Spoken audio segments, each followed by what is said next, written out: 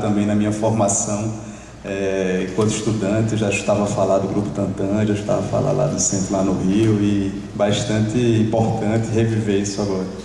Eu vou me levantar um pouco, porque eu vou precisar dos slides. Bom, é o seguinte, falar um pouquinho sobre, entrar mais no conteúdo sobre drogas, sobre políticas sobre drogas, e um pouco no conteúdo sobre violência e o que é que isso tem a ver hoje com a luta antimanicomial. Então minha fala é mais direcionada nesse sentido, para provocar e a gente discutir um pouco sobre isso. Bom, primeiro eu acho que hoje, quando a gente fala sobre drogas e luta antimanicomial de uma forma mais contemporânea, a gente precisa estar atento a alguns aspectos que estão circulando o tempo inteiro no âmbito da saúde mental e no âmbito das políticas públicas. Uma sobre internação compulsória, como o primeiro recurso a ser adotado com pessoas que estão fazendo uso de drogas. Na realidade, a gente tem visto muitas violações de direitos quando você vai para uma prática como essa, em torno de ser um primeiro recurso a ser em torno de intervenção dentro desse público. Uma outra que eu costumo chamar de catequese compulsória, então é exigir uma determinada imposição de uma religião para que isso seja a única alternativa de salvar a pessoa em torno de problemas relacionados com drogas. Isso é algo não sendo contra as religiões, pelo contrário, mas não sendo imposta uma catequese compulsória como única medida da pessoa se cuidar em relação ao tema das drogas. Uma outra é que tem sido comum escutar reforma de caráter LGBT. Então é como se gays, lésbicas, bissexuais tivessem que reformar seu caráter, é o que é conhecido como cura gay, em determinadas instituições, como isso fosse fazer com que você se recuperasse em torno da sua problemática em relação ao uso abusivo de drogas. Um outro ponto é o cárcere privado com torturas terapêuticas, que muitas vezes ainda se encontra em instituições que imagina que a violência ou determinada tortura, ou às vezes você precisa levar uma tapa para o diabo sair do couro, ou coisas do tipo que também ainda permanecem em algumas práticas institucionais.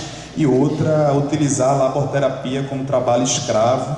Na realidade, eu escutei num determinado interior do Nordeste de um profissional dizendo que ele estava deixando de investir em boi na sua fazenda para investir agora em drogado, porque estava dando mais lucro, né? Então, e isso, o seu trabalho poderia render, o seu trabalho poderia render mais. Então, e são temas que ainda permanecem, talvez não seja majoritário, obviamente, na maioria dos serviços, vê menos, praticamente não vê no âmbito de um sistema único de saúde, mas isso ainda está bastante presente, precisa estar tomando cuidado nessa relação entre drogas e luta antimanicomial.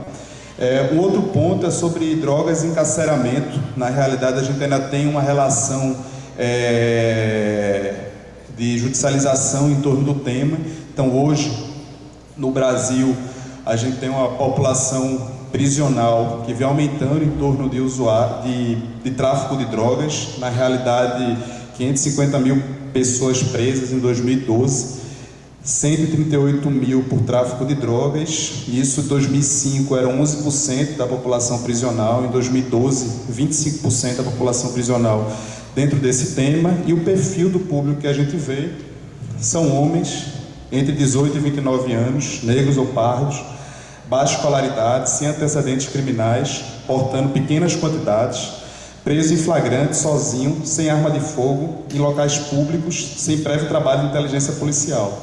Então, na realidade, fica muito confuso aquele jovem negro que está numa comunidade menos favorecida financeiramente, ele é considerado com um determinado quantitativo de drogas como criminoso, e um outro que está numa outra comunidade mais favorecida economicamente, com outro tipo de perfil, acaba sendo colocado como usuário, e a gente acaba tendo um encarceramento em massa na realidade desse perfil de público. Então são temas hoje cotidianos que a gente não pode deixar de perceber e de tratar quando a gente vai falar de luta antimanicomial, quando a gente vai falar sobre drogas.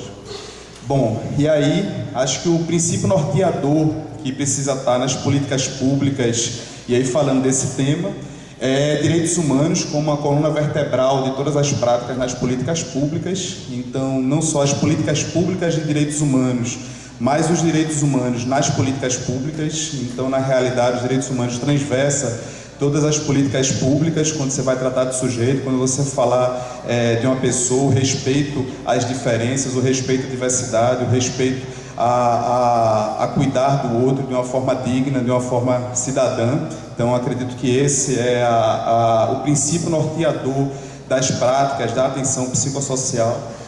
E os 3 INs, né? A interdisciplinaridade, o trabalho integrado entre as equipes, não de uma forma vertical, mas de uma maneira horizontal, a integralidade daquela política pública, dos serviços conversarem, dialogarem, ter um trabalho em conjunto, e a intersetorialidade, que é a integração entre saúde, educação, assistência social, segurança, quando for o caso, e ter um propósito de trabalho de forma integrada. Eu acho que esse é um princípio que deve nortear a prática, a coluna vertebral dos direitos humanos, e uma prática integrada com os diversos saberes. Bom, e aí, redução de danos, às vezes, acho que essa é uma lógica e um olhar que precisa ser trazido o tempo inteiro como estratégia. É óbvio que a gente tem os 3 motes em torno da redução da oferta, que é reduzir a oferta de drogas, que é um trabalho mais da polícia, de combater que haja menos oferta em relação às drogas ilícitas.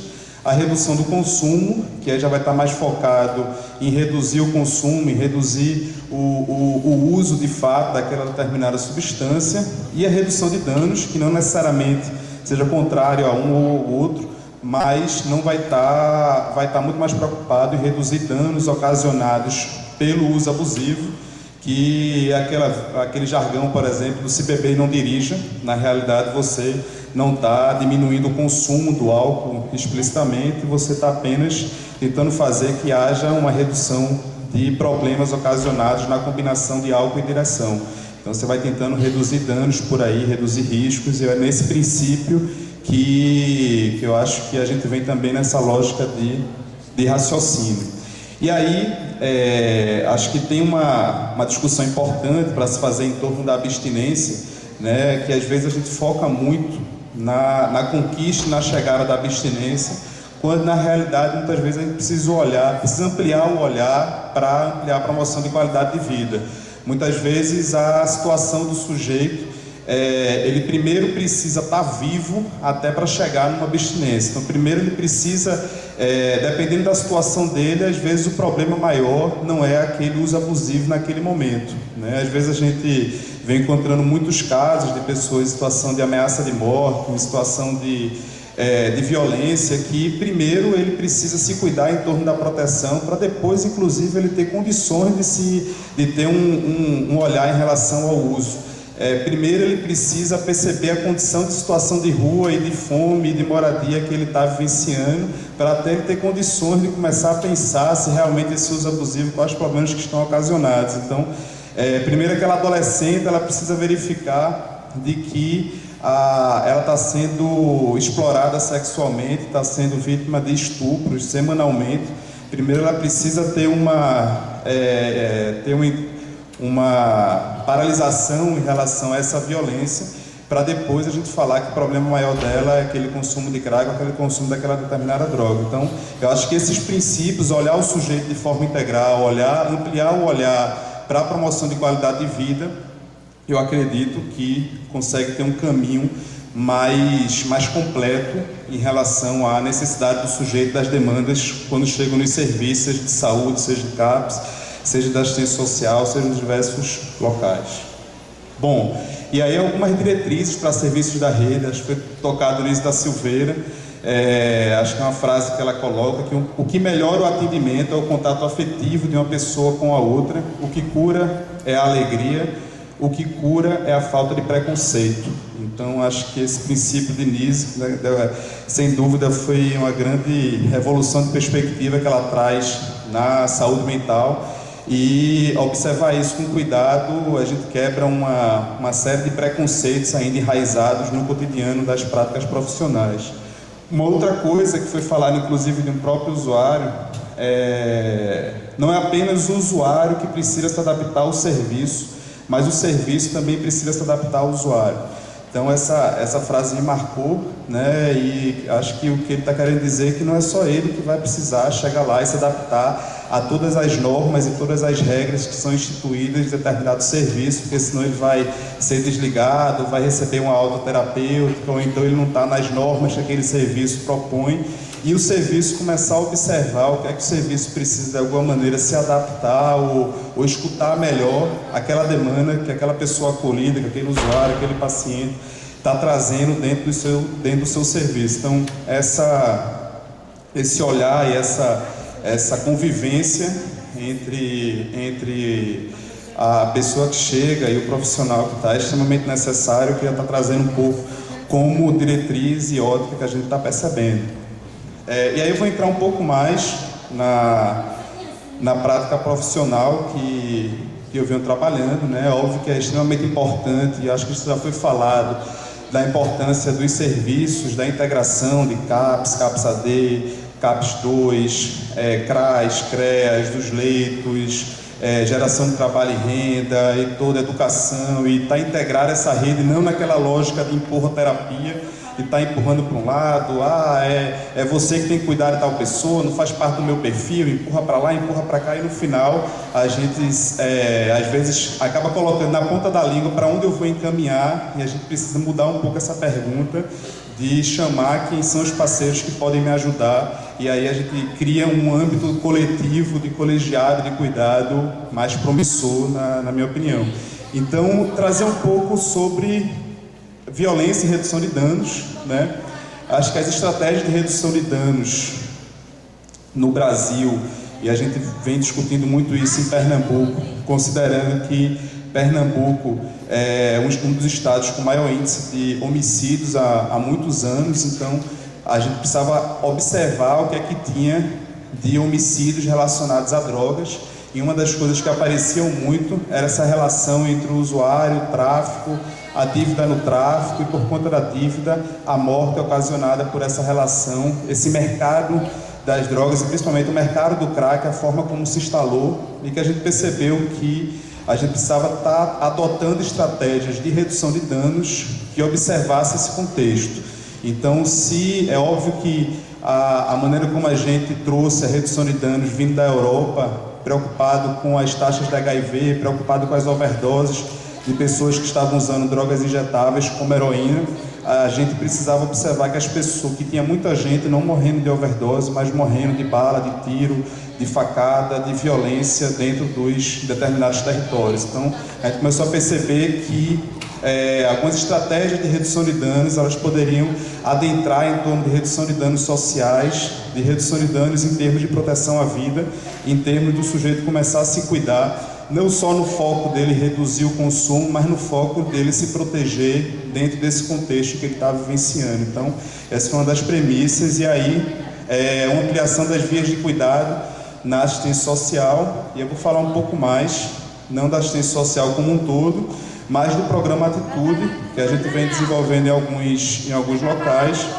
e algumas premissas que tanto o programa quanto ideias que podem ser desenvolvidas em qualquer serviço, não só no programa Atitude, mas em outros serviços também. Então eu vou falar um pouco dessa prática que a gente tem vivenciando dentro do Atitude. Então o programa Atitude, com foco prioritário no atendimento a pessoas que fazem uso abusivo de crack, e principalmente que estão em situação de rua ou de violência.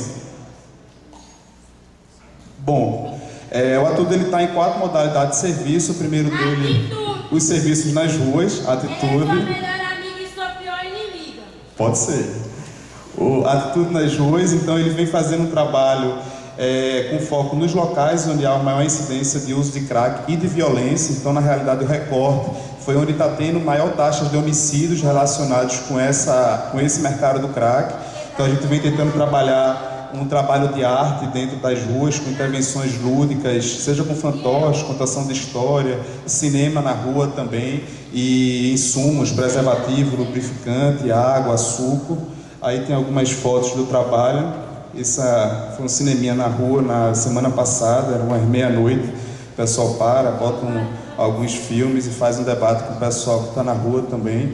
Ali nas comunidades, algumas gincanas, teatro, fantoche, contação de história também, o pessoal gosta bastante. É um pouco do trabalho que a equipe vem fazendo, integrando também com outras equipes de rua, como consultório de rua, na rua, como abordagem social. O outro centro de acolhimento e apoio, a gente era muito cobrado em 2011, quando a gente implantou o programa, para a gente estar fazendo nos mesmos moldes como naquela época era feito no Rio e São Paulo, que eram as internações forçadas nas ruas, nas cracolândias, e a gente foi percebendo que não, a gente queria algo mais leve e a gente poderia conseguir ter uma aproximação e esse público poderia vir. E as pessoas diziam que não, que era loucura, que ninguém vinha, tinha que ser forçado, esses marginais não querem nada com a vida, etc. E a gente disse que não, a gente queria um espaço aberto, 24 horas, que tivesse banho, tivesse alimentação, se ele chegasse, quisesse dormir um pouco, depois se acordar e ir embora usar, tudo bem, era o momento dele. Então, numa lógica que se chama de tecnologia leve, de baixa exigência, a gente não costuma chamar muito baixa exigência, mas a exigência adequada de acordo com aquele sujeito, para não se tornar uma coisa meio pejorativa. Então, e aí o serviço ele vem aberto, a gente está com 5 centros funcionando 24 horas hoje no estado, com essa lógica de funcionamento, né, e funciona 24 horas também.